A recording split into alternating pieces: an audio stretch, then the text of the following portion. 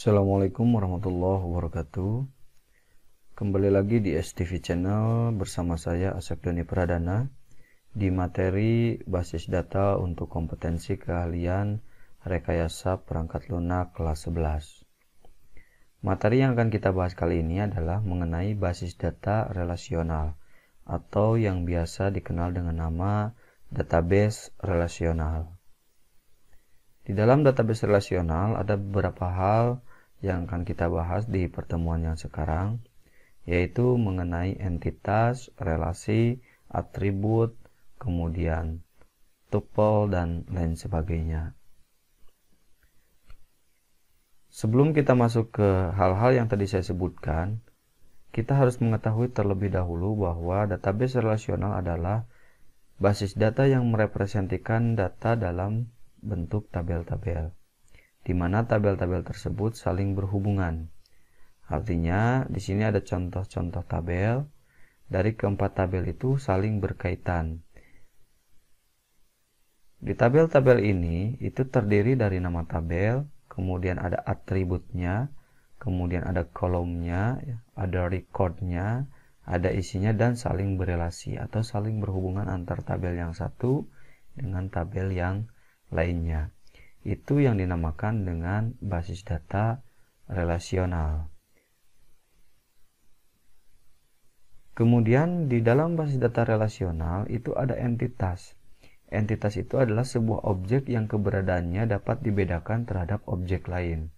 Artinya, entitas ini tidak akan sama antara satu entitas dengan entitas yang lainnya.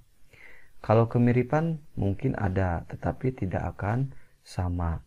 Nah, di dalam entitas itu bisa berupa orang, bisa berupa benda, bisa berupa tempat, bisa berupa kejadian, atau bisa berupa konsep. Contoh entitas untuk orang itu misalkan siswa, kemudian pedagang, guru, kemudian juga petani, kemudian juga bisa supir, dan lain-lain.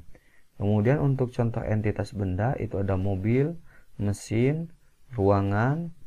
Untuk tempat itu negara, desa, atau kampung. Kemudian untuk entitas kejadian itu pendaftaran, pembelian, penjualan, segala sesuatu yang dilakukan dalam bentuk kejadian, gitu ya. Kemudian ada konsep, itu berupa rekening, kursus, atau pembelajaran. Nah, di dalam sebuah entitas itu pasti mempunyai suatu atribut. Contohnya adalah siswa itu pasti mempunyai atribut. Ya. Ini siswa termasuk ke dalam entitas orang. Nah, siswa mempunyai atribut, salah satunya adalah atributnya nama dan alamat. Sebenarnya tidak hanya nama dan alamat saja untuk atribut siswa, itu bisa jenis kelamin, tanggal lahir, kemudian nomor kontak, kemudian juga golongan darah, dan lain sebagainya. Ini hanya sebatas contoh dari entitas siswa, ya, itu bisa mempunyai banyak atribut yang ada pada siswa tersebut. Begitu juga dengan contoh yang lain, misalkan untuk mobil, yaitu atributnya bisa berupa merek, kemudian juga warna, kemudian juga tipe mobil, dan lain sebagainya. Ya. Nah, itu kalian bisa membedakan di sekitar kalian sendiri. Kalian bisa mengelompokkan entitas yang mempunyai atribut-atribut tertentu. Ya. Misalkan juga seperti halnya kalian punya komputer di rumah, ya, atau laptop. Nah, di laptop itu pasti ada mereknya, kemudian ada warnanya, kemudian ada tipenya, ya, apakah termasuk tipe laptop yang netbook, notebook, ataupun sejenisnya, gitu ya. Nah, itu berbeda, gitu ya. Nah, kemudian juga dari segi penyimpanannya ada yang berapa giga, gitu ya. Kemudian ada tipe harddisknya, ada yang SSD atau yang harddisk biasa, ya. Kemudian juga RAM-nya dan lain sebagainya. Itu bisa dikelompokkan berdasarkan spesifikasi yang tadi disebutkan, sehingga entitas itu bisa dikatakan sebagai sekumpulan objek yang sejenis ya, yang keberadaannya itu berbeda dengan objek yang lainnya.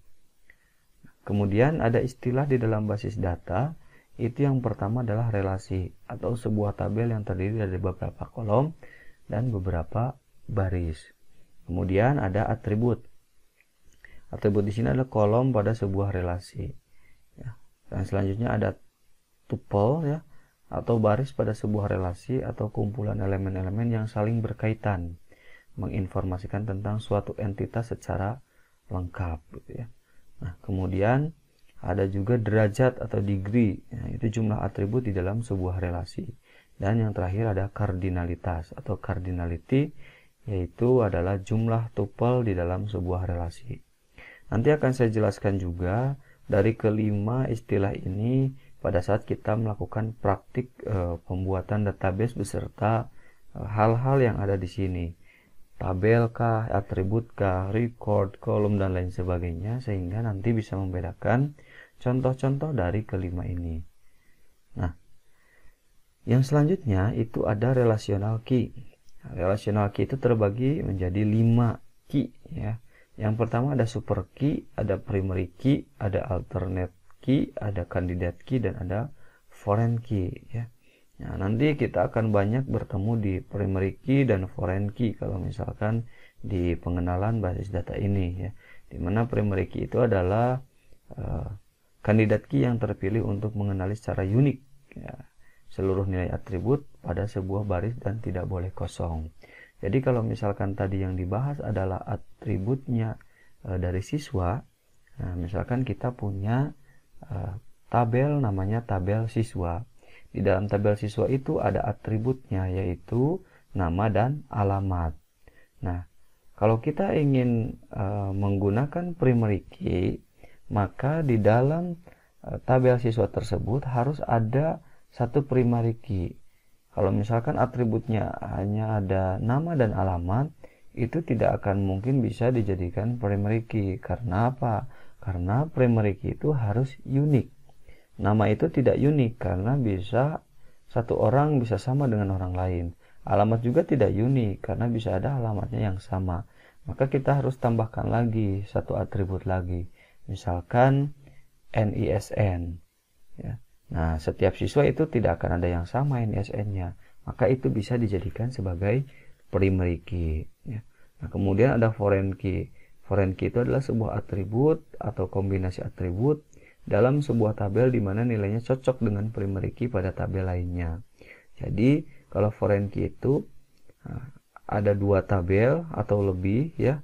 Nah, di dalam tabel yang satu ada primary key dan di dalam tabel yang satu lagi ada foreign key, artinya nama atribut di tabel satu dengan tabel yang kedua itu sama. Nah, itu bisa direlasikan sehingga itu disebutnya adalah foreign key.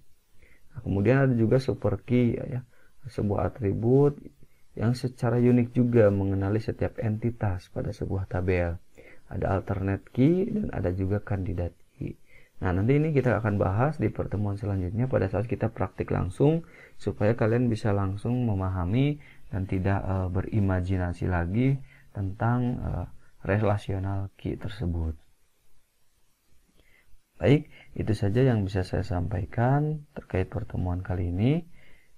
Sampai jumpa lagi di pertemuan selanjutnya. Kita akan praktik mengenai pembuatan database dan hal-hal lainnya ya.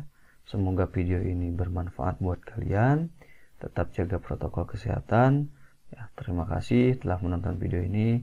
Saya akhiri. Wassalamualaikum warahmatullahi wabarakatuh.